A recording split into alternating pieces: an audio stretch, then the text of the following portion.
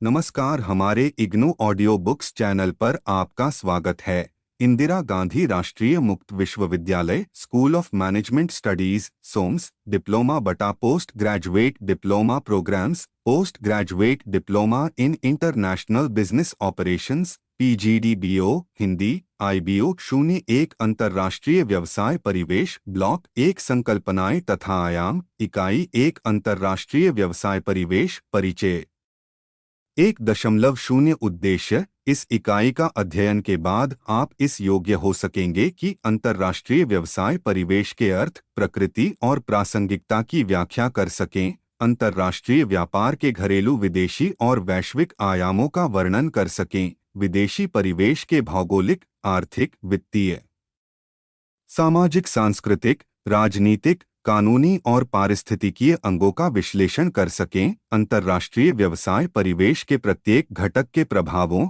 Implications की व्याख्या कर सकें। 1.1 प्रस्तावना। व्यवसाय को उद्योग व वाणिज्य से संबंधित गतिविधियों के समूह की तरह परिभाषित किया जाता है। जब इन गतिविधियों को राष्ट्र की राजनीतिक सीमाओं के पार किया जाता है, तब इसको अंतर्राष्ट्रीय व्यवसाय कहते हैं। उद्देश्य, कार्य, प्रक्रियाएं व तकनीकें चाहे कंपनी घरेलू व्यवसाय में अथवा अंतर्राष्ट्रीय व्यवसाय में लिप्त हो, आवश्यक रूप से समान है, जबकि घरेलू व्यवसाय तथा अंतर्राष्ट्रीय व्यवसाय दोनों का उद्देश्य समाज कल्याण व ग्राहक संतुष्टि के माध्यम से लाभ कमाना है। बाद वाले प्रकार के व्यवसाय को पहले वाला फर्म अपने राष्ट्र की तुलना में विदेशी राष्ट्र में परिवेशीय कारकों में संभावित अंतर के कारण अलग करता है। अपने राष्ट्र में व्यवसाय करते हुए कोई सामान्य रूप से अधिकतम परिवेशीय कारकों से परिचित होता है व इनसे निपटने के योग्य होता है। परंतु अंतर्राष्ट्रीय व्यवसाय का प्रबंधन इतना आसान नहीं होगा, क्योंकि घरेलू परिवेश से भिन्न परिवेशों में संचालन करना अतिरिक्त सतर्कता चाहता है व कंपनी को अपनी युक्तियों को उपयुक्त रूप से व्यवसाय सफलता के लिए अपनाना होता है। इस इकाई में आप अंतर्राष्ट्रीय व्यवसाय परिवेश की प्रासंगिकता, प्रकृति व अर्थ का अध्ययन करेंगे।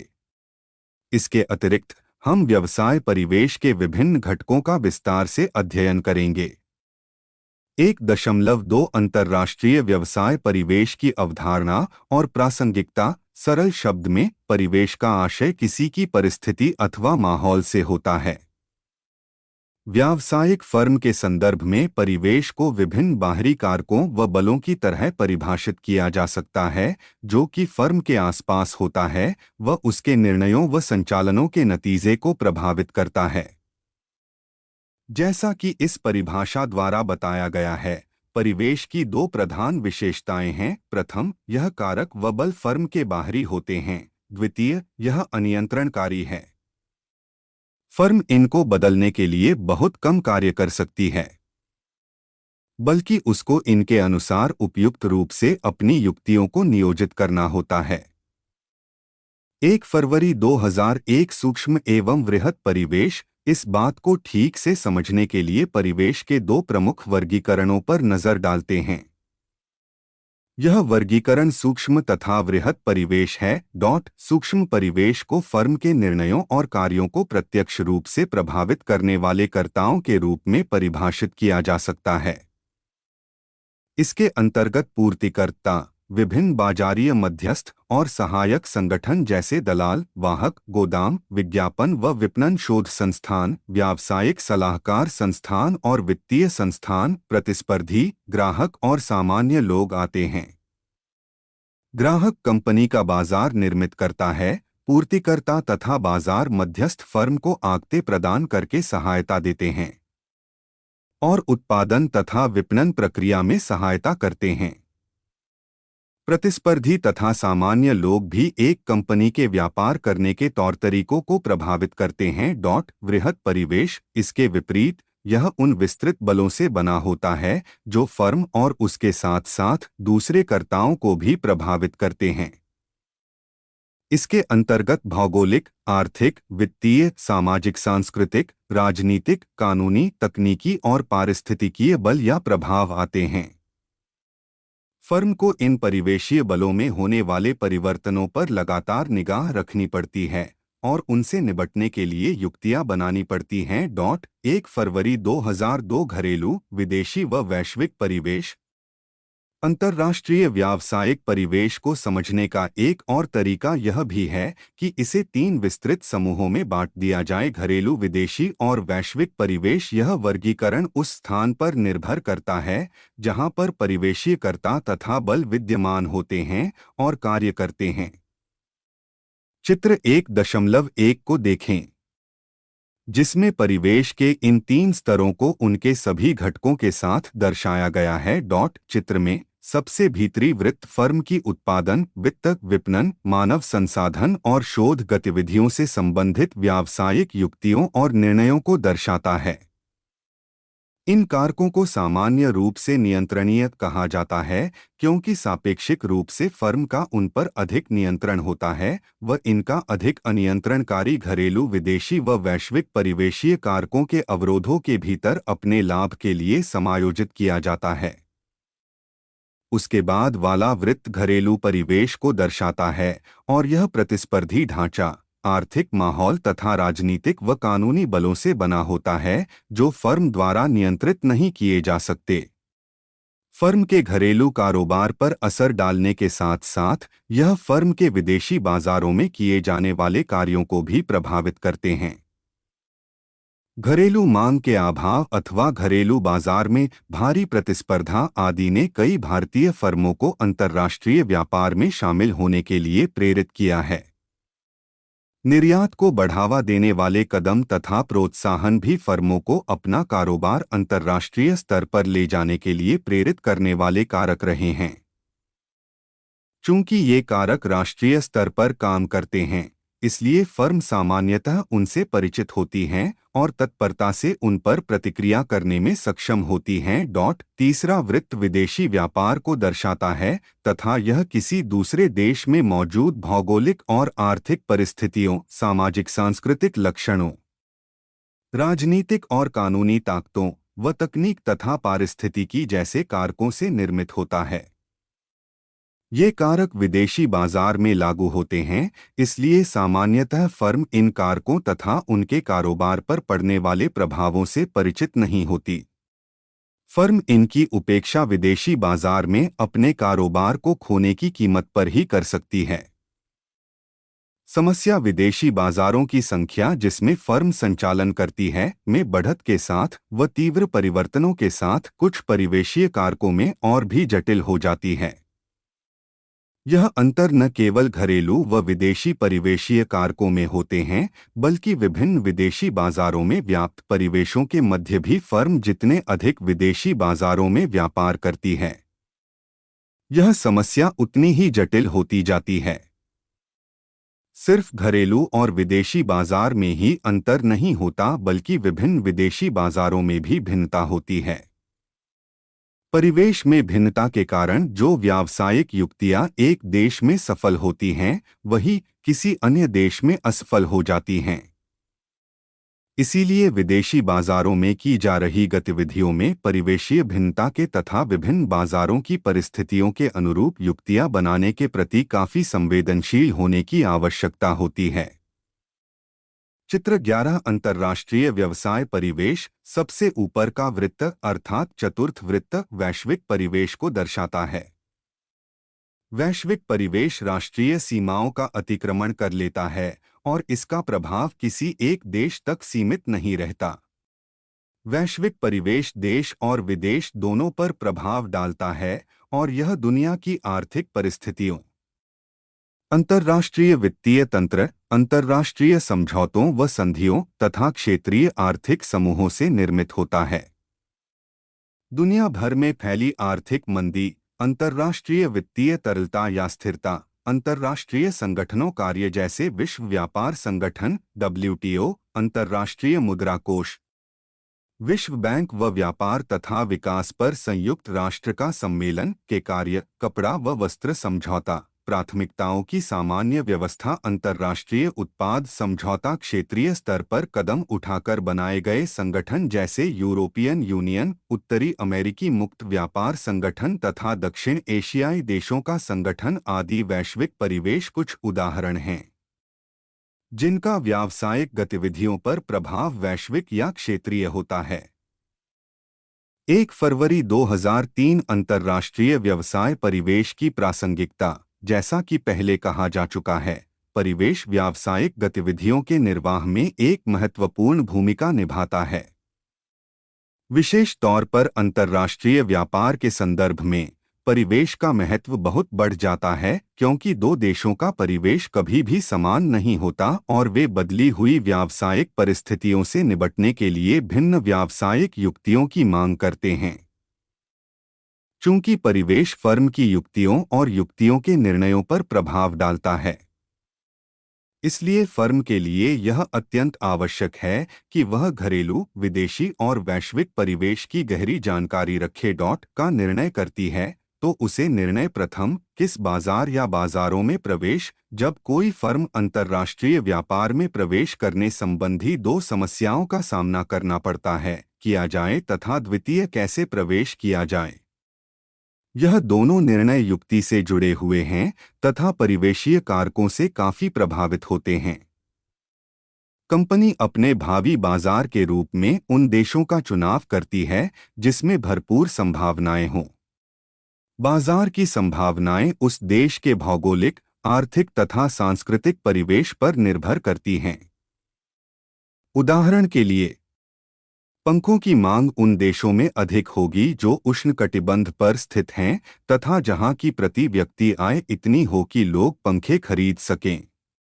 जलवायु और पर्याप्त आय के अतिरिक्त विद्युत की उपलब्धता भी होनी चाहिए जिससे कि पंखे चल सके।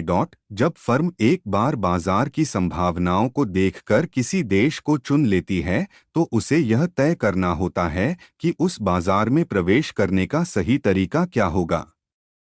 फर्म के पास कई तरह के विकल्प उपलब्ध होते हैं, जैसे निर्यात, लाइसेंस देना, बटा अधिकार देना, संयुक्त उपक्रम अथवा विदेश में पूर्ण स्वामित्व वाली सहायक कंपनी स्थापित करना आदि। बाजार में प्रवेश करने के तरीके का चुनाव वास्तव में कई परिवेशीय कारकों पर निर्भर होता है।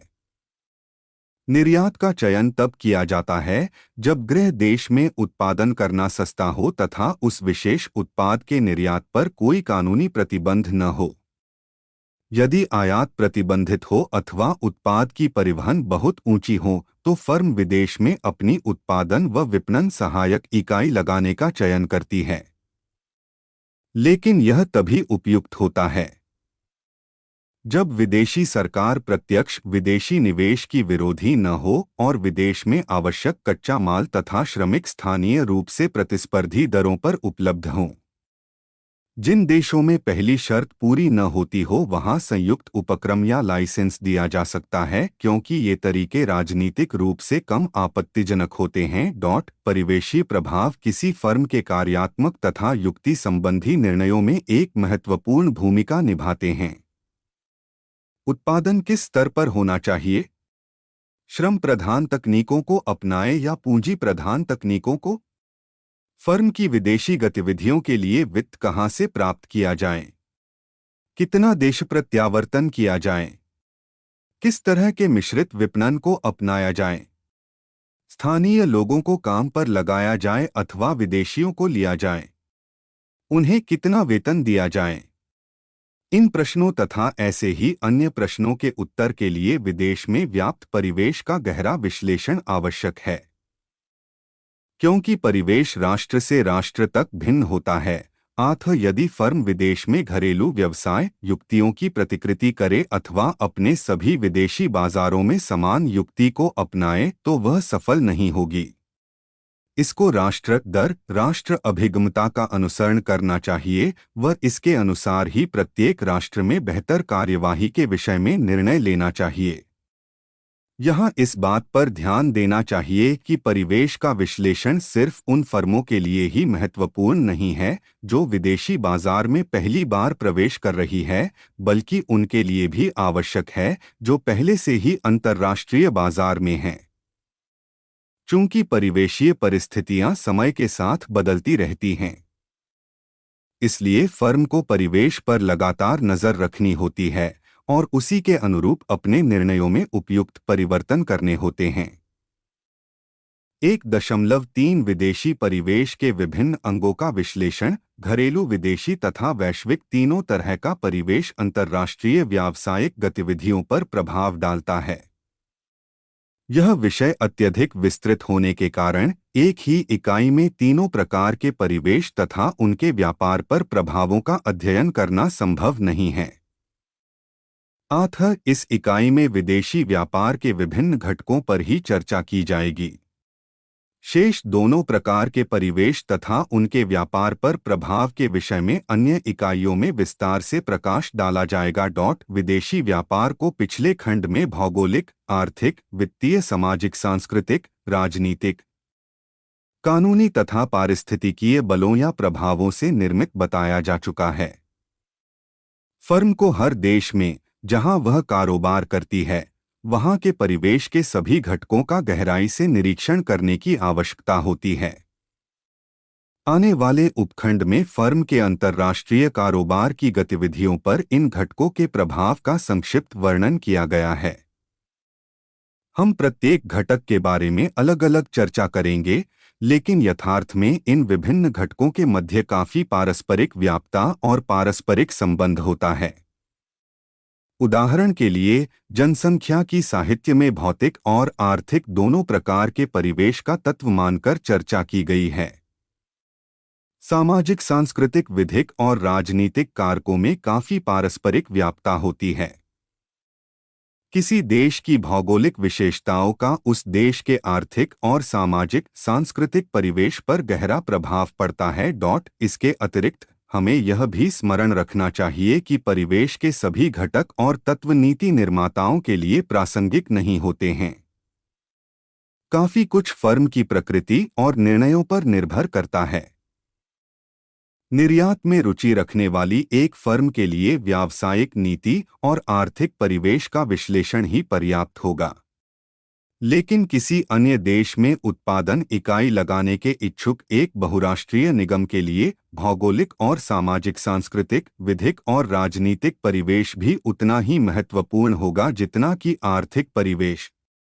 आइए हम परिवेश के इन घटकों को विस्तार से सीखते हैं। 1.4 भौगोलिक परिवेश। भौगोलिक स्थिति विदेशी परिवेश का एक महत्वपूर्ण घटक है और इसका तात्पर्य देश की जलवायु, स्थलाकृति, प्राकृतिक संसाधन और व्यक्तियों से होता है। जो कोई भी अंतर्राष्ट्रीय कारोबार से जुड़ा हुआ है उसे विदेश की भौगोलिक विशेषताओं का कुछ ज्ञान अवश्य होना चाहिए, क्योंकि यह समाज की प्रकृति और विशेषताओं पर पड़ता है। यह उस देश में रहने वाले लोगों की मांग के प्रारूप को भी प्रभावित करता है। भौगोलिक स्थिति व्यावसायिक व्यवस्था, उद्योग केंद्र और मार्ग के विकास में महत्वपूर्ण योगदान देती है। जलवायु की विभिन्न स्थितियां जैसे वर्षा, हिमपात, वायु, तापमान, आर्द्रता आदि विभिन्न तरह के उत्पादों की मांग को बढ़ावा देती हैं। जलवायु की भिन्नता के कारण लोगों के आवास, वस्त्र, भोजन, चिकित्सा और मनोरंजन की मांगों में भी भिन्नता होती है। कई अवसरों पर मांगें समान होती हैं और समान उत्पादों की मांग होती है, लेकिन जलवायु और स्थलाकृति में भिन्नता होने के कारण उत्पादों में अनुकूलन और संशोधन की आवश्यकता होती है ताकि उन्हें स्थानीय परिस्थितियों के अनुकूल बनाया जा सके। उदाहरण के लिए, इंग्लैंड की राल्स रॉयस कारों का कनाडा में चलाने के लिए काफ़ी संशोधन करने और ढांचे में परिवर्तन करने की आवश्यकता हुई, क्योंकि वहां की लवणीय रेत से 4 से 5 महीने के लगातार हिमपात के दौरान उन्हें सड़कों से गुजरने योग्य बनाए रखने के लिए फेंडरों और दरवाजे के पैनलों में जंग लग जाती है और तेल प्रणाली लीक करने लगती है। भौगोलिक परिस्थितियां इस बात को प्रभावित करती हैं कि संयंत्र कहाँ लगाना है। फर्म अपना संयंत्र ऐसे देश में लगाना चाहती है जहां की जलवायु अच्छी हो, स्थलाकृति अनुकूल हो, अर्थात भूसतह की विशेषताएं जैसे पहाड़, समतल मैदान, नदियां और सागर, तथा जहां कच्चा माल, ऊर्जा और श्रम सस्ते मूल्यों पर भरपूर उपलब्ध हो। इसके अलावा उस देश की दूसरे बाजारों से निकटता और मुख्य व्यावसायिक मार्गों पर उसकी युक्तिपूर्ण स्थिति का भी काफी महत्व है। फर्म की वितरण और पूर्ति की युक्तियां विदेशी बाजार की भौगोलिक स्थितियों से प्रत्यक्ष रूप से प्रभावित होती हैं। पुनः आदेश बिंदु तथा सुरक्षा स्तर को उन देशों में ऊंचा रखा जाता है जहां आसानी से पहुंचना संभव न हो तथा जहां से खराब मौसम के कारण संपर्क अचानक पूरी तरह से कट जाता है। किसी देश की विश्व मानचित्र पर स्थिति भी इतना ही महत्वपूर्ण कारक है। यह उस देश के दूसरे देशों से कारोबार के पहलुओं को प्रभावित करती है। स्थलरुद्ध देशों जैसे बोलिविया, जाम्बिया और जिम्बाब्वे तक पहुंचना तो काफी महंगा पड़ता ही है, ऊपर से कारोबार की दृष्टि से उन देशों में घुसना भी कठिन है, क्योंकि ऐसे देशों से कारोबार आसपास के देशों जहां से माल को ले जाना पड़ता है के साथ उनके संबंधों पर टिका होता है। 1.5 आर्थिक व वित्तीय परिवेश। सभी अनियंत्रणीय कारकों में से आर्थिक परिवेश संभवतः सबसे महत्वपूर्ण कारक है। आर्थिक परिवेश का विश्लेषण करने से फर्म को पता चल जाता है कि बाजार कितना बड़ा है और उसकी प्रकृति कैसी है। इन प्रश्नों के उत्तर से ही यह तय होता है कि फर्म को किसी निर्धारित विदेशी बाजार में शामिल होना चाहिए या नहीं, और यदि शामिल होना हो तो अपने व्यापार को सफलतापूर्वक चलाने के लिए किस तरह की युक्तियों को अपनाना चाहिए। वित्तीय परिवेश भी आर्थिक परिवेश से गहराई से जुड़ा होता है और फर्म की पूंजी संरचना, निवेश संबंधी निर्णयों और लेखा संबंधी गतिविधियों पर प्रभाव डालता है।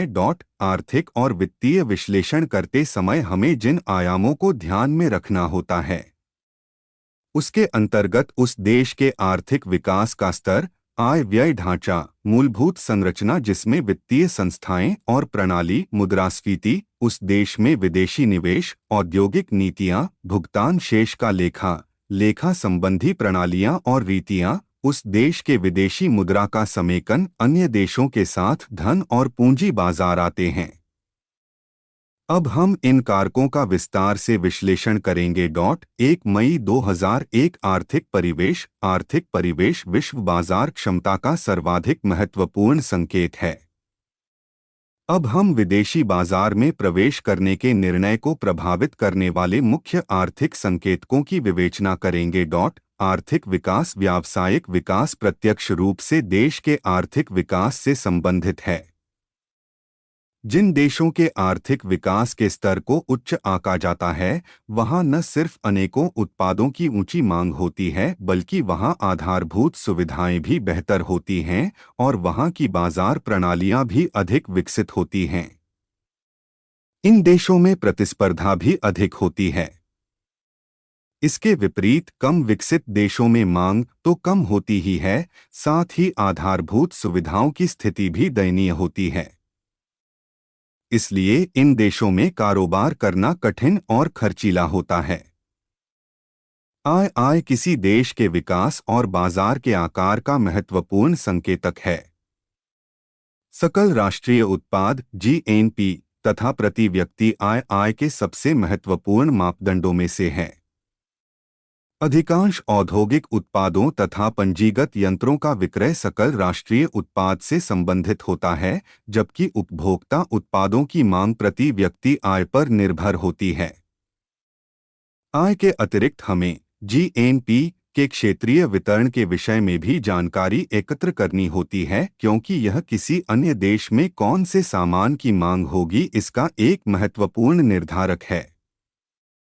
यदि किसी देश के जीएनपी का अधिकांश भाग कृषि से आता है तो इसका तात्पर्य यह है कि वह देश कृषि आधारित है और वहां बीज, उर्वरक, कीटनाशी और कृषि यंत्रों और औजारों की अच्छी मांग होगी। दूसरी ओर एक औद्योगिक देश जो उत्पादन पर अपेक्षाकृत अधिक निर्भर है, वहां कच्चे माल, संयंत्र और मशीनी यंत्रों तथा अनेक प्रकार की स्थायी व अस्थायी उपभोक्ता वस्तुओं के लिए एक अच्छा बाजार होगा। यद्यपि प्रति व्यक्ति आय एक उपयोगी मापदंड है, लेकिन यह किसी देश के विकास और संपन्नता का पूरी तरह से आंक नहीं सकता। पूंजी का वितरण अधिक प्रासंगिक होता है। विकसित देशों में पूंजी का वितरण अपेक्षाकृत समान होता है, जबकि विकासशील देशों में बहुत असमान होता है। चूंकि आबादी का एक छोटा सा हिस्सा ही पूरे देश की 60 से 70% जीएनपी का कारण होता है और शेष लोग विकासशील राष्ट्रों में निर्धन हैं, उच्च मूल्य उत्पादों, आरामदायक व विलासी वस्तुओं के लिए उच्च मूल्य उत्पाद सीमित होंगे। व्यय प्रतिमान पर आंकड़ा यह जानने में उपयोगी है कि विभिन्न वस्तुओं पर मुद्रा कैसे व्यय किया जाता है व किस प्रकार के उत्पादों को वरीयता दी जाती है। आधारभूत सुविधाएं किसी देश के आर्थिक परिवेश का एक महत्वपूर्ण आयाम है तथा यह देश के आर्थिक विकास से प्रत्यक्ष रूप से जुड़ा होता है।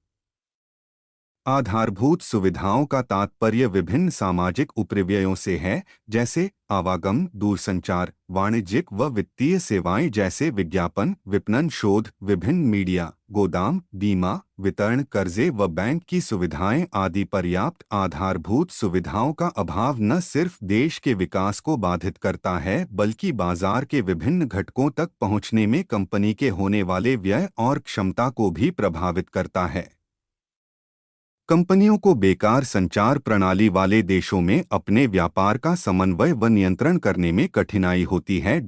1 मई 2002 वित्तीय परिवेश किसी देश की अच्छी वित्तीय स्थिति और उसके साथ साथ अनुकूल निवेश नीतियां मांग की भारी संभावनाओं को दर्शाती है।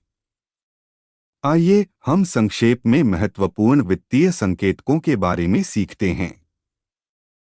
मौद्रिक व राजस्व नीतियां, मुद्रास्फीति, ब्याज दर, अनेक तरह के कर और विनिमय दरें किसी देश की मौद्रिक व राजस्व नीतियों से संबंधित चर हैं तथा व्यावसायिक गतिविधियों की लागत और लाभ पर गहरा प्रभाव डालते हैं।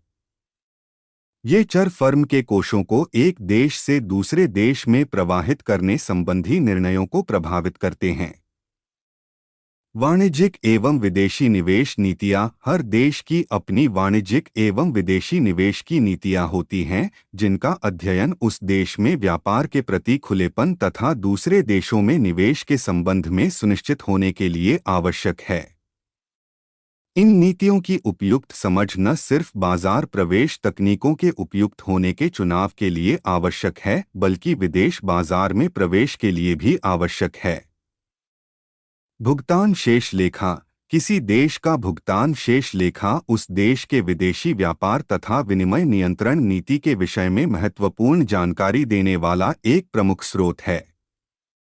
किसी देश के आयात व निर्यात तथा उसके आयात के प्रमुख स्रोतों एवं निर्यात के प्रमुख गंतव्यों पर उस देश का चालू खाता पूरी तरह से प्रकाश डालता है। पूंजी खाता विदेशी निवेश, ऋण दिए हुए उधार तथा विदेशी मुद्रा भंडार को प्रकट करता है। एक अंतर्राष्ट्रीय फर्म को विदेशों में लागू विनिमय नियंत्रणों का पूरा ज्ञान होना चाहिए। सामान्यतः ऐसे सभी देश जो अपने भुगतान शेष खाते में घाटे पर चलते हैं, वे अपनी अर्थव्यवस्था में विदेशी मुद्रा के आने जाने पर नियंत्रण रखते हैं। दूसरी ओर, वे राष्ट्र जिनके भुगतान शेष में अधिशेष होता है, सामान्यतः आयातों, निवेशों आदि पर कम प्रतिबंधों को लागू करते हैं।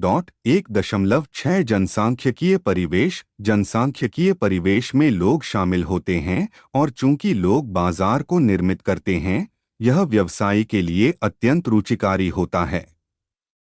विशिष्ट राष्ट्र में जनसांख्यिकीय प्रवृत्ति जैसे आबादी में आकार व विकास, आबादी का आयु अनुसार व लिंग अनुसार संगठन आदि व्यावसायिक युक्तियों पर विशेष प्रभाव डालते हैं। उदाहरण स्वरूप, आबादी में उच्च विकास व विशाल आकार का अर्थ होगा कि अन्य बातें समान रहने पर महत्वपूर्ण बाजार आकार होगा। आबादी का लिंग अनुसार व आयु अनुसार विभाजन लिंग विशिष्ट व आयु विशिष्ट उत्पादों के लिए बाजार आकार का संकेत देगा, जैसे वस्त्र, पादुका, शेविंग उत्पाद, खिलौने, शिशु आहार आदि। यह सामान्य ज्ञान है कि अनेक राष्ट्रों में आबादी, वरिष्ठ नागरिकों व बच्चों का अनुपात अनेक उत्पादों के क्रय के निर्णयों को प्रभावित करता है। आयु आधारित जनसंख्या विभाजन विभिन्न आयु वर्गों द्वारा प्रस्तुत बाजार क्षमता को प्रयोग करने के लिए उपयुक्त युक्तियों को अपनाने में मदद करेगा। 1.7 सामाजिक सांस्कृतिक परिवेश व्यापार जितनी एक आर्थिक गतिविधि है उतनी ही सामाजिक सांस्कृतिक घटना भी है। दो देशों की प्रति व्यक्ति आय समान हो सकती है, फिर भी दोनों देशों के उपभोग प्रारूप में अंतर हो सकता है।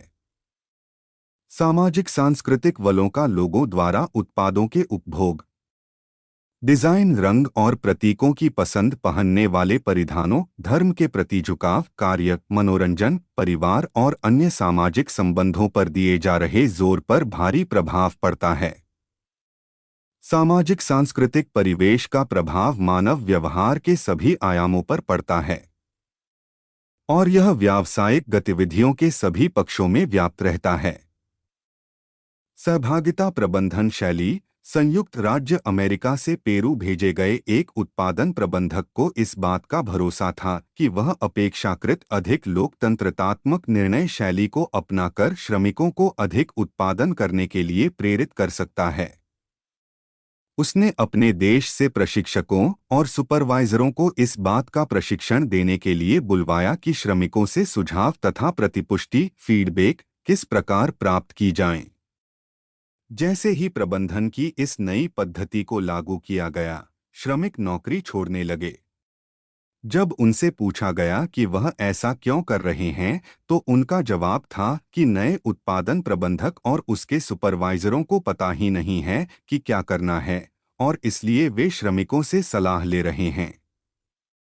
स्पष्टतया कंपनी इस तरह के प्रबंधन के साथ ज्यादा समय तक नहीं चल सकती, इसलिए कंपनी तबाह हो जाए इससे पहले ही वे नौकरी छोड़ दे रहे हैं, क्योंकि तब तो एक साथ सभी नौकरी की तलाश में भटकेंगे। यह मामला दर्शाता है कि अधिकारी सत्ता या अथॉरिटी के प्रति श्रमिकों के दृष्टिकोण में होने वाली भिन्नता किस प्रकार की गंभीर कार्मिक समस्या को उत्पन्न कर देती है। लैटिन अमेरिकी प्रबंधक को एक संरक्षक, एक ऐसे प्रभुसत्ता संपन्न व्यक्ति जिसके पास काम को संभालने का विस्तृत ज्ञान और अनुभव होता है। अमेरिकी प्रबंधक की सहभागिता वाली शैली से उन्हें लगा कि उसके पास जानकारी और अनुभव नहीं है, इसीलिए वह सुझाव मांग रहा है। संस्कृति को मनुष्य द्वारा मानव समुदाय के एक सदस्य के रूप में अर्जित ज्ञान, विश्वास, कला, नैतिकता, कानून, रिवाज और अन्य सभी क्षमताओं और आदतों के समग्र योग के रूप में परिभाषित किया जा सकता है। यह मनुष्यों के किसी समुदाय का विशिष्ट जीवन, उनके जीने का संपूर्ण ढंग है। इस प्रकार संस्कृति का तात्पर्य मनुष्य की संपूर्ण सामाजिक विरासत से है। यह उस समाज की एक ऐसी विशिष्ट जीवन पद्धति और उसकी समग्र मूल्य प्रणाली होती है जिसका व्यक्तियों के उपभोग प्रारूप, प्रबंधन सिद्धांतों और पद्धतियों से जटिल संबंध होता है। बॉक्स से आपको सामाजिक सांस्कृतिक परिवेश के विषय में एक नई अंतर्दृष्टि मिलेंगी। इसके अतिरिक्त हर संस्कृति के भीतर कुछ उपसंस्कृतियां होती हैं जिनका व्यावसायिक महत्व हो सकता है। जैसे संयुक्त राज्य जैसे देश में दक्षिण, उत्तर पूर्वी और मध्य पश्चिमी भागों में अलग अलग संस्कृतियां मौजूद हैं। सभी राष्ट्रीय संस्कृतियों में उपसंस्कृतियां होती हैं और उन्हें न पहचान पाने पर समानता वास्तव में कहीं नहीं होता। एक राष्ट्रीय और राजनीतिक सीमा का अर्थ हमेशा एक समान सांस्कृतिक नहीं होता। उदाहरण के लिए, कनाडा राजनीतिक रूप से एक ही है, लेकिन विरासत की दृष्टि से फ्रांसीसी और अंग्रेजों में बंटा होता है। इस स्पष्ट सांस्कृतिक विभेद के कारण फ्रांसीसी कनाडावासियों के बीच सफल होने वाली विपणन पद्धति अंग्रेज कनाडावासियों के मध्य असफल सिद्ध हो सकती है तथा इसका प्रतिकूल भी हो सकता है। इसी प्रकार कोई एक ही कार्मिक नीति दो अलग अलग संयंत्रों में काम करने वाले श्रमिकों के बीच काम नहीं कर सकती यदि वे अलग अलग उपसंस्कृतियों का प्रतिनिधित्व करते हों और उनकी काम करने की आदतों और अभिप्रेरणाओं में अंतर हो। संस्कृति के तत्व। किसी देश की संस्कृति को समझने के लिए कुछ महत्वपूर्ण तत्व भाषा, सौंदर्यबोध, शिक्षा, धर्म व अंधविश्वास, प्रवृत्तियां और मूल्य, भौतिक संस्कृति, सामाजिक समूह और संगठन, व्यावसायिक रीतियां और पद्धतियां हैं। भाषा संस्कृति का एक महत्वपूर्ण तत्व है और भाषा के माध्यम से अधिकांश संचार होता है। एक अंतर्राष्ट्रीय विपणक को बाजार की भाषा की पूरी समझ होनी चाहिए, खासतौर पर अर्थगत भिन्नताओं और मुहावरों के अर्थभेद की समझ, जो दुनिया की किसी भी भाषा का प्रमुख अंग होते हैं। उदाहरण के लिए, अमेरिकी अंग्रेजी भाषा को बोलते हैं, परंतु उनके द्वारा उपयोग की जाने वाली शब्दावलियां जैसे elevator, lift, gasoline, petrol, green pepper, chillies, truck, lorry, yoghurt, curd आदि अंग्रेजों अथवा भारतीय के समान नहीं हैं। समस्या तब बहुत अधिक हो जाती है जब एक भाषा से दूसरी में अनुवाद करना होता है। शब्दकोश अनुवाद भाषा की मुहावरेदार अभिव्यक्ति से कुछ अलग होता है। जब ब्रांड नामों का भाषा अनुवाद किया जाता है अथवा विज्ञापन संदेशों को अर्थ के आधार पर एक भाषा से दूसरी भाषा में बदला जाता है, तब उसकी संस्कृति के आशय के बिना गंभीर समस्या हो सकती है। उदाहरण स्वरूप, शब्दावली वॉर्म वेलकम में यदि वॉर्म को शब्दावली के शब्दकोशीय के आधार पर किसी भी भारतीय भाषाओं में अनुवाद किया जाए, तब कल्पना की जा सकती है कि यह कितना बेतुका होगा। जब संयुक्त राज्य की जनरल मोटर्स ने अपने विपणन संदेश फिशर की बॉडी को फ्लेमिश भाषा में शाब्दिक रूप से अनुवादित कर दिया, तो उसका अर्थ हो गया फिशर का शव। इसी प्रकार एक विज्ञापन पंक्ति पेप्सी के साथ जी उठेन के अनुवाद के साथ भी समस्याएं आई, जब जर्मन में इसका अर्थ हो गया कब्र से निकला हुआ और चीनी में हो गया पेप्सी आपके पूर्वजों को कब्रों से वापस ले आएगी। जब अमेरिकी कार नोवा को प्यूर्टो रिको में उतारी गई तो उसकी बिक्री तब तक बहुत कम थी जब तक कि कंपनी को इस बात का एहसास नहीं हुआ कि नोवा शब्द का उच्चारण नोवा किया जाता था, जिसका स्पेनिश में अर्थ होता है नहीं चलती। जब नाम को बदलकर कार्बी कर दिया गया तो बिक्री में सुधार आ गया। सौंदर्य बोध। सौंदर्य बोध का अर्थ है सौंदर्य एवं सुरुचि के प्रति सांस्कृतिक बोध है, जो कला, नाटक, संगीत, लोक कलाओं, नृत्य और ऐसी अन्य चीजों के द्वारा अभिव्यक्त होता है। अंतर्राष्ट्रीय व्यावसायिक प्रबंधकों के लिए सौंदर्य बोध गहरी रुचि का विषय है, क्योंकि यही किसी समाज में सौंदर्य की धारणाओं को नियंत्रित करते हैं और विभिन्न तरह की कला अभिव्यक्तियों, रंगों, आकारों, रूपों और प्रतीकों का सटीक ढंग से अर्थापन करने में सहायक होते हैं।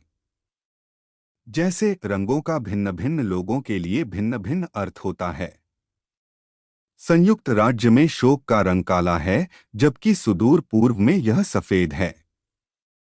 हरा रंग अमेरिकियों के लिए आरामदायक है, लेकिन मलेशिया में लोग उससे घृणा करते हैं क्योंकि वहां यह बीमारी और मौत का प्रतीक है।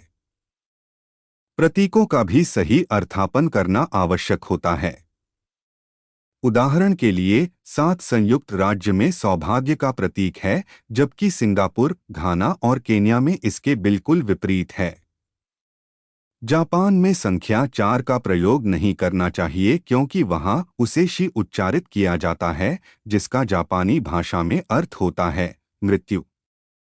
अनेक राष्ट्रों में 13 फीट की संख्या बुरे भाग्य से संबंधित होती है। किसी समाज के सौंदर्य बोध और उसके प्रतीकों की अभिव्यक्ति के प्रति संवेदनशीलता सामाजिक रूप से लज्जित करने वाली स्थितियों से बचाने और सही ढंग से उत्पादों और संदेशों को रूप देने में सहायता करती है। शिक्षा। सामान्यतः शिक्षा को औपचारिक स्कूली शिक्षा समझा जाता है, लेकिन बेहतर होगा कि एक विस्तृत दृष्टि को अपनाया जाए और शिक्षा को एक ऐसी औपचारिक या अनौपचारिक प्रक्रिया के रूप में परिभाषित किया जाए जिसके द्वारा हम कौशल, विचार, मूल्य और प्रवृत्तियां अर्जित करते हैं। शिक्षा महत्वपूर्ण होती है क्योंकि यह सिर्फ शिक्षा के स्तर को ही प्रभावित नहीं करती बल्कि मानसिक क्षमताओं और विभिन्न कौशलों पर भी असर डालती है। सामान्यतः शिक्षित लोग अधिक सुरुचिपूर्ण, विवेकी और नए उत्पादों व विचारों के प्रति सुग्राही होते हैं।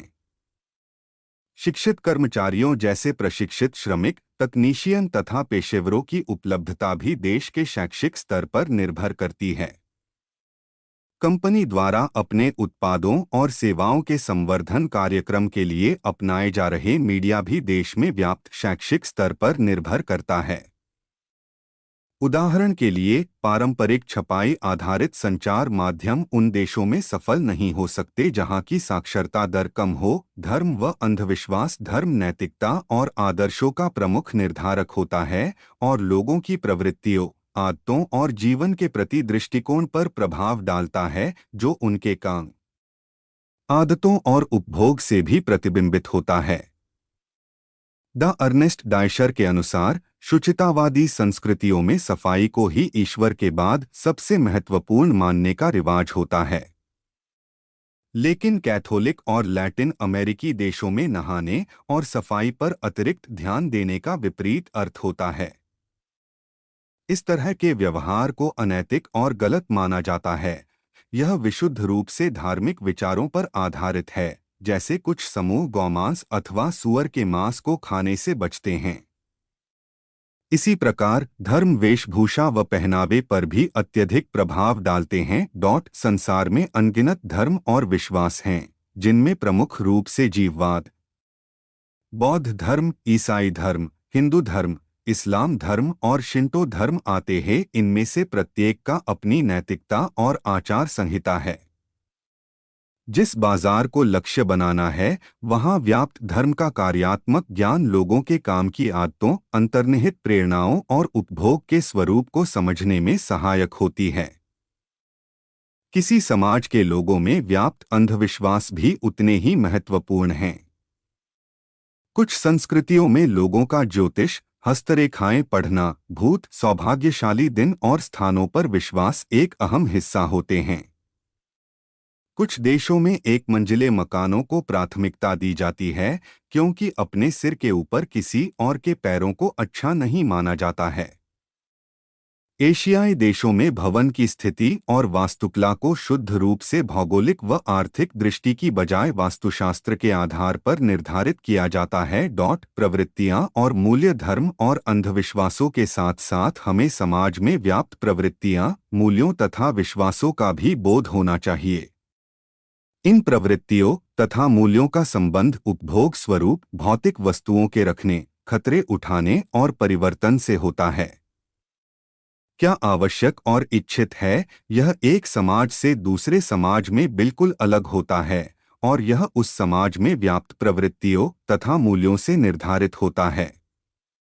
सामान्यतः अमेरिकी परिवर्तनों व खतरे उठाने के प्रति अपेक्षाकृत अधिक तत्पर होते हैं, लेकिन कई अन्य समाजों में लोग परिवर्तन और खतरे उठाने के प्रति अनिच्छुक होते हैं। वे जो कुछ सुरक्षित है और परंपरा से होता आया है, उसे ही प्राथमिकता देते हैं। नए उत्पाद तब तक स्वीकार नहीं किए जाते जब तक कि उन्हें स्थानीय मुखियाओं और धार्मिक नेताओं की मान्यता नहीं मिल जाती। भौतिक संस्कृति। बॉल और मैककुलोश के अनुसार, भौतिक संस्कृति का तात्पर्य मनुष्य द्वारा बनाई सभी वस्तुओं और उनके अध्ययन से है, जिसमें यह देखा जाता है कि मनुष्य वस्तुएं कैसे बनाता है, कौन बनाता है, क्या बनाता है और क्यों बनाता है।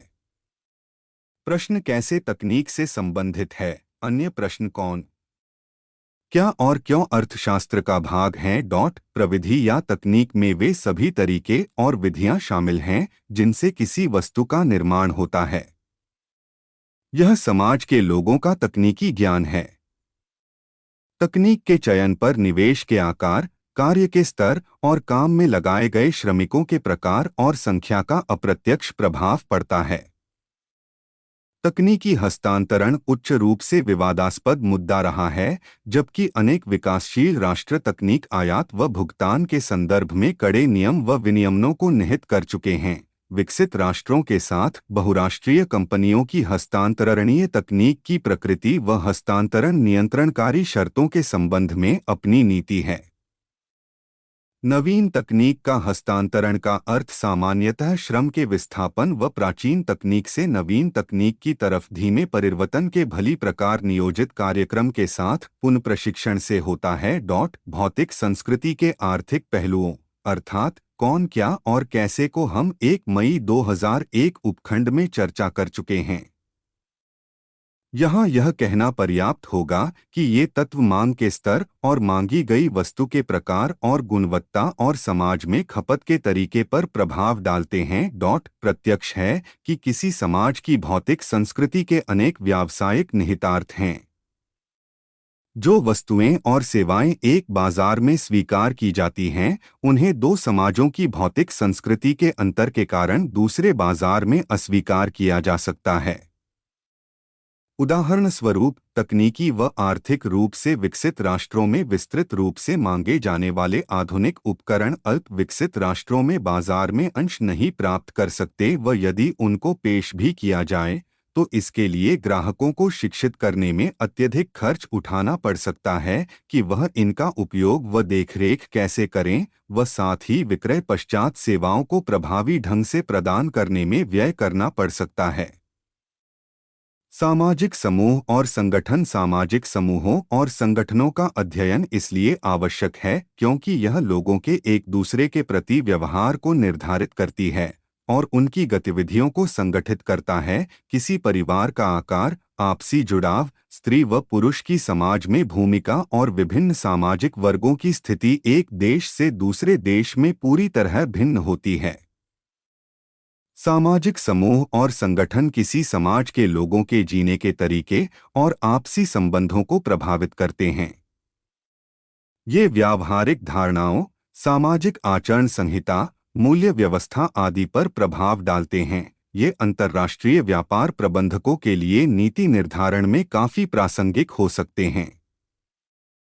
उदाहरण स्वरूप, संयुक्त परिवार प्रणाली में सामान्य रूप से परिवार का वृद्ध सदस्य होता है जो परिवार की ओर से निर्णयों को लेता है तथा कंपनी को इसे ही संपूर्ण परिवार द्वारा उपयोग के लिए उत्पाद खरीदने के लिए सहमत करना पड़ता है। व्यावसायिक रिवाज और पद्धतियां। व्यावसायिक भूलों से बचने के लिए अलग अलग देशों के व्यावसायिक रिवाजों और पद्धतियों की जानकारी अत्यंत आवश्यक है। एक अंतर्राष्ट्रीय व्यापार प्रबंधक को इस बात की आवश्यक जानकारी होनी चाहिए कि व्यापार किस तरह किया जाता है और उस देश के कारोबारी काम, समय, औपचारिकता, परिवर्तन और उपलब्धियों को कितना महत्व देते हैं। उदाहरण के लिए, अमेरिकी प्रबंधक स्वभाव से ही काम पर बहुत ध्यान देते हैं। अपने काम में तीव्रता और समयबद्धता को सर्वाधिक महत्व देते हैं। इसके अतिरिक्त वे उपलब्धियों पर बहुत ध्यान देते हैं और नई चीजों के शौकीन होते हैं। लेकिन संसार के दूसरे हिस्सों में लोग इन विश्वासों और मूल्यों को नहीं मानते। जैसे जापानी भी श्रमव्यसनी होते हैं, लेकिन वे निर्णय लेने में बड़े धीमे होते हैं। लैटिन अमेरिकी भी शीघ्रता में विश्वास नहीं करते और वे व्यावसायिक संबंध बनाने से पहले काफी समय मैत्रीपूर्ण संबंध और आपसी सौहार्द विकसित करने में लगाते हैं। विभिन्न संस्कृतियों के लोगों से व्यावसायिक संबंध बनाने वाले व्यक्ति को व्यावसायिक समझौतों को मूर्त रूप देने के लिए होने वाले वार्तालाप व औपचारिकताओं में आने वाली विभिन्न अवस्थाओं के अंतर का पूरा ज्ञान होना चाहिए। अमेरिका जैसे देश में अंतिम समझौता लिखित रूप से होना आवश्यक है, जबकि अनेकों पश्चिमी एशियाई देशों में इसे अधिक महत्व नहीं दिया जाता। वहां मौखिक समझौता ही पर्याप्त समझा जाता है। 1.8 राजनीतिक परिवेश। यह सही कहा गया है कि विदेशी व्यावसायिक फर्म एक अतिथि की तरह है और वह मेजबान देश की सरकार की सुविधा से काम करती है। सरकार को यह अधिकार होता है कि वह किसी फर्म को अपना देश में कारोबार करने की अनुमति दे और उन तौर तरीकों को स्थापित करे जिनसे वह फर्म अपना व्यापार कर सके। राष्ट्र के राजनीतिक परिवेश में अंतर्दृष्टि प्राप्त करने के लिए किसी व्यक्ति को कुछ कारकों के विश्लेषण की आवश्यकता होती है, जैसे वर्तमान सरकारी व राजनीतिक पक्ष प्रणाली, अर्थव्यवस्था में सरकार की भूमिका, सत्ता में पार्टी की आर्थिक नीति, राजनीतिक स्थिरता व व्यवसाय के लिए राजनीतिक खतरे, अन्य राष्ट्रों के साथ संबंध आदि। सरकार का स्वरूप एवं राजनीतिक दल व्यवस्था। किसी देश की सरकार संसदीय हो सकती है अथवा तानाशाही हो सकती है। संसदीय व्यवस्था में समय समय पर जनता द्वारा चुने हुए प्रतिनिधियों द्वारा सरकार चलाई जाती है, जबकि तानाशाह सरकार में राजशाही या अधिनायक तंत्र के हाथ में सारे अधिकार होते हैं और कुछ चुनिंदा लोग ही सारी नीतियां बनाते हैं। संसदीय सरकार में हमें यह देखना होगा कि वह एक दलीय व्यवस्था है कि बहुदलीय व्यवस्था है। एक दलीय सरकार को बहुदलीय सरकार की तुलना में अधिक स्थिर माना जाता है। राजनीतिक विचारधारा एवं सरकार की भूमिका। राजनीतिक दल व्यवस्था के अतिरिक्त राजनीतिक विचारधारा तथा विदेशी व्यापार व निवेश के प्रति सरकार के रुख की जानकारी होना भी आवश्यक है। नियंत्रक की भूमिका के साथ साथ सरकार स्वयं भी व्यापार में शामिल हो सकती है। ऐसे मामलों में सरकारी उपक्रम बाजार में एक ताकतवर प्रतिद्वंदी के रूप में उभरते हैं और विदेशी फर्मों को कड़ी प्रतिस्पर्धा देते हैं। यहां तक कि सरकार को वस्तुएं और सेवाएं उपलब्ध कराना भी मुसीबतों से खाली नहीं है। सरकारी संगठनों की एकाधिकार की शक्ति के कारण उनसे मूल्य तथा अन्य पहलुओं पर मोलभाव करना कठिन हो जाता है। राजनीतिक स्थिरता। अंतर्राष्ट्रीय फर्म के लिए सरकार और सरकारी नीतियों की स्थिरता अत्यंत महत्वपूर्ण होती है। चूंकि आजकल व्यावसायिक निर्णयों के लिए भारी मात्रा में निवेश की आवश्यकता होती है और ये निर्णय एक बार ले लेने के बाद उन्हें लौटाया नहीं जा सकता, इसलिए विदेशी फर्म उन देशों का ही चयन करती हैं जहां राजनीतिक स्थिरता हो। राजनीतिक अस्थिरता का कारण होता है कि सरकार का प्रकार बदल जाए, सरकार बनाने वाले दलों में परिवर्तन हो जाए अथवा बिना सरकार में या सरकार बनाने वाले दलों में बदलाव हुए सरकार की नीतियों में बदलाव हो जाए। राजनीतिक जोखिम। विदेशी व्यापार को एक बड़ा खतरा राजनीतिक जोखिम से होता है, जिसे किसी उपक्रम को स्वयंभू सरकार के कामों से होने वाली असुरक्षात्मकता के रूप में परिभाषित किया जाता है। राजनीतिक जोखिम। राजनीतिक कृत्य। अधिहरण कॉन्फिस्केशन, स्वामित्वहरण एक्सप्रोप्रिएशन, राष्ट्रीयकरण नेशनलाइजेशन, स्वदेशीकरण डोमेस्टिकेशन से लेकर पूंजी के स्थानांतरण पर प्रतिबंध तक हो सकते हैं। अधिहरण तब होता है जब किसी विदेशी निवेश को सरकार बिना कोई क्षतिपूर्ति दिए अधिग्रहित कर ले। स्वामित्वहरण तब होता है जब सरकार किसी विदेशी निवेश को अधिग्रहित कर ले लेकिन कुछ क्षतिपूर्ति का भुगतान कर दे। यह क्षतिपूर्ति फर्म के बाजार मूल्य के बराबर भी हो सकती है और नहीं भी हो सकती है। राष्ट्रीयकरण किसी एक कंपनी को प्रभावित करने की बजाय पूरे उद्योग को ही प्रभावित करता है और इसमें संपहरण या स्वामित्वहरण किया हुआ कारोबार राष्ट्रीय फर्म या सरकार के हाथ में आ जाता है।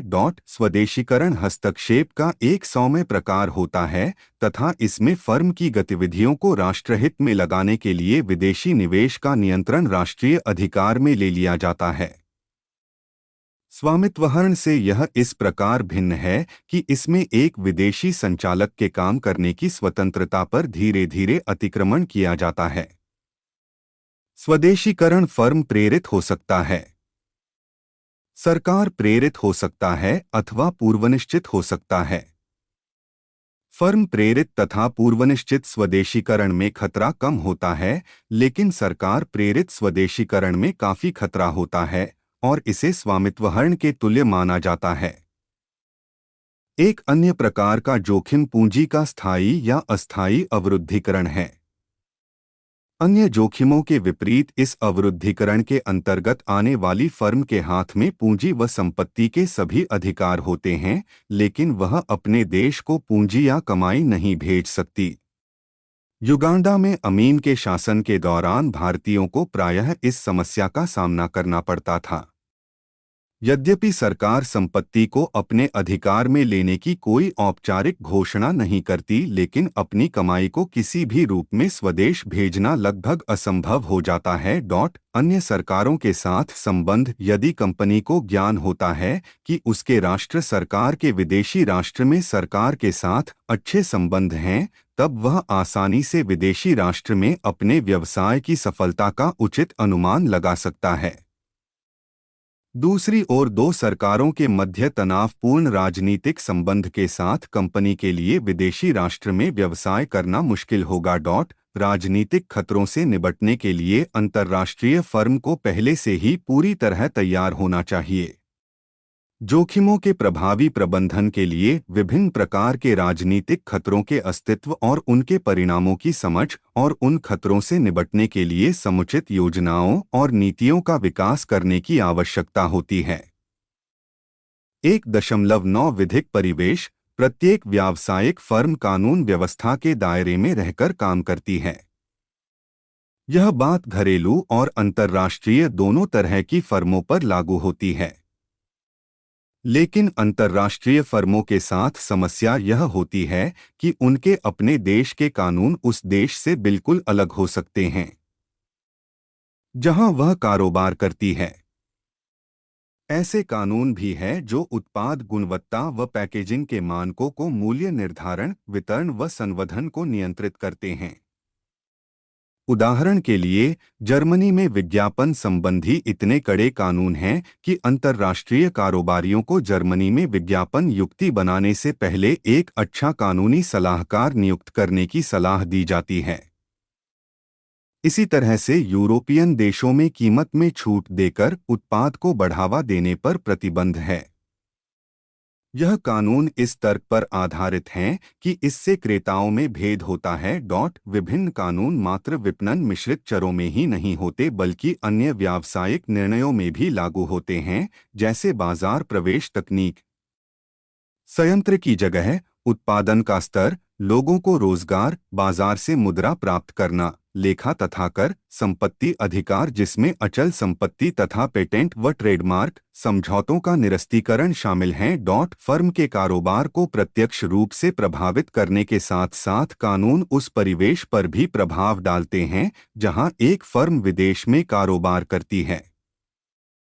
इसी प्रकार एक देश में कानून व्यवस्था के द्वारा बाजार में प्रतिस्पर्धा को बढ़ावा दिया जाता है, तो दूसरे देश में अपने उद्योगों को संरक्षण देने के लिए प्रतिस्पर्धा को रोका जाता है। उदाहरण के लिए, संयुक्त राज्य में उद्योग पर नियंत्रण लगाने वाले अविश्वास कानून का प्रभाव सभी तरह के विलय, अधिग्रहण, व्यावसायिक क्रियाकलापों पर पड़ता है। इस संबंध में न्यायालय के निर्णय शर्मेन एक्ट के अनुच्छेद 1 द्वारा नियंत्रित होते हैं। जैसे जिलेट को पश्चिम जर्मनी की इलेक्ट्रिक रेजर बनाने वाली कंपनी ब्रॉन एजी का अधिग्रहण करने से इस आधार पर रोक दिया गया था कि इससे प्रतिस्पर्धा विकृत हो जाएगी। विभिन्न देशों की कानून व्यवस्था के साथ सबसे बड़ी समस्या यह है कि उनमें आपस में कोई तालमेल नहीं होता और वास्तव में वे विरोधाभासी कानूनी सिद्धांतों पर आधारित होते हैं। विभिन्न देशों में मौजूद कानून व्यवस्था मूलतः दो कानूनी दर्शनों, सामान्य कानून कॉमन लॉ और संहिता कानून कोड लॉ की पूर्ववर्ती होती है। सामान्य कानून की जड़ें ब्रिटेन में हैं और आज यह संयुक्त राज्य, ब्रिटेन और कनाडा में लागू हैं। सामान्य कानून का आधार परंपरा, पुराने विधान और ऊंची अदालतों के पहले दिए गए निर्णय जिनमें इस तरह की सभी समस्याओं को कानूनों के स्वीकृत दायरे में रहकर देखा जाता है। इसके विपरीत संहिता कानून रोमन कानूनों पर आधारित होता है तथा इसमें सभी घटनाओं को सम्मिलित कर लिया जाता है। इन दो कानूनी दर्शनों की सबसे बड़ी व्यावसायिक जटिलता यह है कि औद्योगिक विवादों पर दिए गए निर्णय मूल रूप से अलग हो सकते हैं। इस बात को समझने लिए हम आवश्यक स्थितियों के पूर्ण न होने के मामले को लेते हैं, जिसमें इस तरह की स्थिति को ईश्वरीय कृत्य अथवा दैवी घटना का नाम दिया जाता है। संहिता कानून में जिसे दैवी घटना का नाम दिया जाता है, यह जरूरी नहीं है कि सामान्य कानून में भी उसे ही दैवी घटना माना जाए। इस प्रकार संहिता कानून के अंतर्गत श्रमिकों की हड़ताल को दैवी घटना माना जाए, लेकिन हो सकता है कि साधारण कानून में अनुबंध के गैरनिष्पादन का यह कारण निश्चित रूप से नहीं माना जाएगा। पिछले कुछ दशकों से अंतर्राष्ट्रीय कानून बनाने के लिए प्रयास किए जा रहे हैं। अंतर्राष्ट्रीय कानून वर्तमान में चल रहे ऑर्डरों के लिए लागू होते हैं। मूल रूप से ये कानून देशों के अस्तित्व को ही स्वीकार करते हैं, लेकिन आजकल इन कानूनों के अंतर्गत व्यक्ति भी आते हैं। अंतर्राष्ट्रीय कानूनों को नियम व शर्तों के ऐसे सेट के रूप में परिभाषित किया जा सकता है जिसका विभिन्न देश आपस में संबंध जोड़ते समय ध्यान रखते हैं। यह परिभाषा अंतर्राष्ट्रीय कानून की दो विशेषताओं को प्रकाश में लाती है। प्रथम, एक विस्तृत कानून व्यवस्था का अभाव है। वास्तव में कोई भी विस्तृत कानून व्यवस्था नहीं है, क्योंकि जैसा कि पहले ही बताया जा चुका है कि अंतर्राष्ट्रीय औद्योगिक कानून अभी हाल ही में अस्तित्व में आया है। यह प्रत्यक्ष रूप से वर्तमान प्रशासनिक सत्ता पर निर्भर है। आज तक ऐसे अंतर्राष्ट्रीय संगठन कम है जो कानूनी सेवा प्रदान करते हैं। इनमें 1946 में स्थापित किया गया अंतर्राष्ट्रीय न्यायालय और हेग में स्थापित किया गया विश्व न्यायालय शामिल हैं। अंतर्राष्ट्रीय कानून की दूसरी विशेषता यह है कि किसी भी देश को इन कानूनों को मानने के लिए बाध्य नहीं किया जा सकता है। यह उसके वाक्यांशों में वर्णित है, उनको साथ रखने पर विचार करें। चूंकि सभी देश कानूनी व्यवस्था की प्रभुसत्ता को मानते हैं, इसलिए अंतर्राष्ट्रीय निर्णय किसी खास देश की कानून व्यवस्था पर निर्भर न होकर सच्ची मानवता पर आधारित होते हैं। प्रभुसत्ता संपन्न देशों में लागू होने वाले कानून के अभाव में अंतर्राष्ट्रीय फर्म को सबसे बड़ी कठिनाई यह आती है कि जिस देश में कारोबार किया जाता है, वहां विवाद होने पर किस देश के कानून लागू होंगे। मेजबान देश के या स्वदेश या तीसरे देश के फर्मों को इस बात से भली भांति परिचित होना चाहिए कि औद्योगिक विवादों के निपटानों के तौर तरीके क्या हैं और इंटरनेशनल चैम्बर ऑफ कॉमर्स, अंतर्राष्ट्रीय औद्योगिक निर्णायक न्यायालय की क्या भूमिका है। अंतर्राष्ट्रीय कानूनों का क्षेत्र काफी विस्तृत है, इसलिए इस उपखंड में हम मात्र कुछ प्रमुख कानूनी मामलों पर ही प्रकाश डालेंगे। कानूनी पहलुओं पर एक विस्तृत व्याख्या इकाई 14 तथा 16 उपलब्ध कराई गई है। 1.10 पारिस्थितिक परिवेश। पारिस्थितिकी का तात्पर्य पौधों, जंतुओं, लोगों और उनके पर्यावरण के मध्य के संबंध, संतुलन और प्रतिमानों से है। पहले पर्यावरण के स्रोतों की कमी और प्रदूषण की ओर कम ही ध्यान दिया जाता है। चिमनियों से निकलता धुआं, फैक्ट्रियों से निकलती धूल और कालिख को विकास के लिए आवश्यक कीमत के रूप में स्वीकार किया जाता था, किंतु पिछले कुछ वर्षों से प्रदूषण की मात्रा और प्रकृति इतने चिंताजनक स्तर तक पहुंच चुकी है कि पूरी दुनिया पर तत्काल कुछ करने का दबाव पड़ रहा है, ताकि कहीं देरी से स्थितियों के नियंत्रण से बाहर न हो जाएं। लगभग सभी देशों में पृथ्वी के कम हो रहे स्रोतों को बचाने और पर्यावरण के आगे और होने वाले नुकसान को रोकने के लिए कानून और नियम मौजूद हैं। अंतर्राष्ट्रीय फर्मों की व्यावसायिक गतिविधियां भी इसका अपवाद नहीं हैं और वे भी इन्हीं नियमों के अंतर्गत आती हैं। बिल्कुल हाल में ही संयुक्त राज्य ने ऐसे देशों, जिनमें भारत भी शामिल है, द्वारा समुद्री उत्पादों के निर्यात पर प्रतिबंध लगा दिया है, जिनके लिए प्रयुक्त किए गए मछली पकड़ने के जहाज़ों में मछली पकड़ने के दौरान फंसे हुए कछुओं को मुक्त करने के लिए उपकरण न लगे हों। इसी प्रकार एजो डाई का प्रयोग करके बनाए गए वस्त्रों के निर्यात पर भी प्रतिबंध लगा दिया गया है। संभवतः आज जर्मनी में दुनिया के सबसे कड़े पर्यावरण कानून हैं। औद्योगिक प्रगति और विकास की अवधारणा में आज उल्लेखनीय परिवर्तन आया है। आज व्यावसायिक संस्थानों का मूल्यांकन सिर्फ वित्तीय आधार पर ही नहीं किया जाता है, बल्कि पर्यावरण के स्रोतों के संरक्षण तथा प्रदूषण में कमी लाने के आधार पर भी किया जाता है। हरित तकनीक, हरित उत्पाद और हरित कंपनियों का आज के वैश्विक परिवेश में उच्च मूल्यांकन किया जाता है। 1.11 सारांश, घरेलू और अंतर्राष्ट्रीय परिवेश में एक प्रमुख अंतर है दोनों का परिवेश, जिसके अंतर्गत व्यवसाय किया जाता है। अपने देश में कारोबार करते समय सामान्यतया हमें वहां के परिवेश का ज्ञान होता है और हम सहजता से उसके साथ समायोजन कर लेते हैं। लेकिन एक विदेशों में कारोबार करते समय यह समस्या आती है कि विदेशों का परिवेश भिन्न होता है तथा व्यावसायिक फर्म उससे अनभिज्ञ होती है। परिवेश में अंतर होने के कारण फर्म अपने देश में जिन युक्तियों को प्रयोग में लाती है वे विदेश में अनुपयुक्त सिद्ध हो सकती हैं। इसलिए हमें गृह देश, मेजबान देश और वैश्विक स्तर पर सक्रिय विभिन्न परिवेशीय कारकों को विशेष सावधानी से पहचानना चाहिए तथा उनके उत्पादन, कार्मिक, वित्तीय तथा विपणन क्रियाकलापों पर पड़ने वाले प्रभावों को ध्यानपूर्वक परखना चाहिए। विदेशी परिवेश के वे प्रमुख पहलू जिनका विश्लेषण किया जाना चाहिए: भौगोलिक, आर्थिक, वित्तीय, जनसांख्यिकीय, सामाजिक, सांस्कृतिक, राजनीतिक, कानूनी तथा पारिस्थितिकीय कारक शामिल है। धन्यवाद। मिलते हैं अगले वीडियो में अगले पाठ के साथ।